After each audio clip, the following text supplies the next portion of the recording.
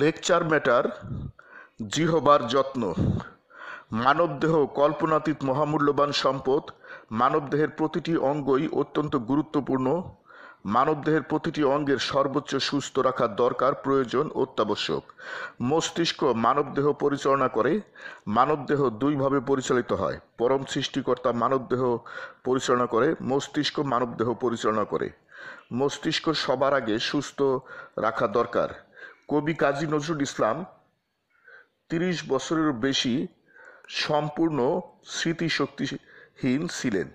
কবি কাজী নজরুল ইসলাম অতি জটিল মস্তিষ্কের রোগে ভুগছিলেন।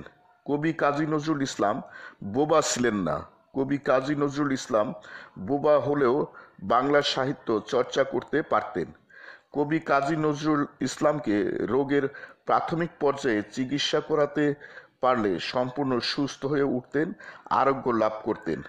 কবি কাজী নজরুল ইসলামের সম্পূর্ণ স্মৃতি শক্তিহীনতা রোগ বাংলা সাহিত্যের মহাক্ষতি করেছে।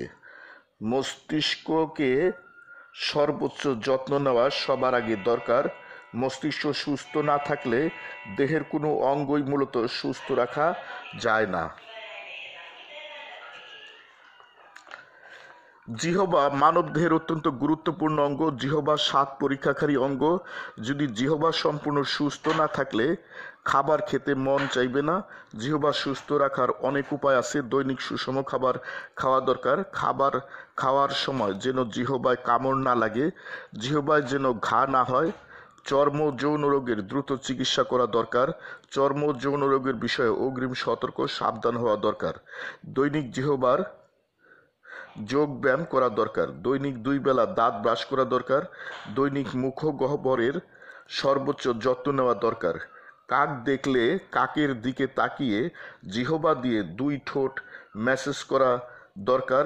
নাক কান গলার রোগে দ্রুত চিকিৎসা করা দরকার, প্রয়োজন, অত্যাবশ্যক। নাক কান গলার রোগ প্রতিরোধ করা দরকার। মানবদেহের প্রতিটি অঙ্গ অন্য সকল অঙ্গের সাথে বহুমুখীভাবে বহুমাত্রিকভাবে সম্পর্কিত। মানবদেহের একটি অঙ্গ অসুস্থ হয়ে পড়লে অন্য কিছু অঙ্গ অসুস্থ হয়ে পড়ে। 2 নাসারন্ধ্র সম্পূর্ণ পরিষ্কার রাখা দরকার, প্রয়োজন, অত্যাবশ্যক। ঠান্ডা লাগানো উচিত নয়, ঠান্ডা খাওয়া উচিত নয়। জাঙ্ক খাবার খাওয়া উচিত নয়, ঠিক নয়। কোনো বিশেষ অঙ্গের ক্ষতি হয় এমন কোনো খাবার খাওয়া উচিত নয়।